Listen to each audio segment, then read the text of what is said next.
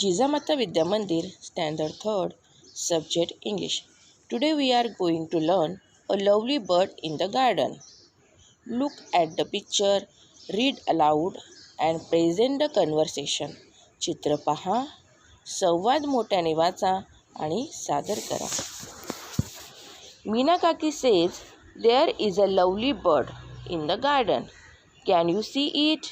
मीना काकी म्हणाली, त्या गार्डनमध्ये एक छान असा पक्षी आहे, तुम्ही बघू शकता का? Madhu kaka says, no. Where is it? Madhu kaka म्हणाले, नाही, कुठे आहे तो? मीना काकी सेज, देअर. मीना काकी म्हणाली, तेथे. अंडर द मँगो ट्री, आंब्याच्या झाडाच्या खाली. In front of that plant, त्या रोपट्याच्या समोर. इन द कोकोनट ट्री, नारळाच्या झाडाच्या मध्ये. नियर द स्टोन, दगडाच्या जवळ. ऑन दॅट ब्रँच, त्या झाडाच्या फांदीवर.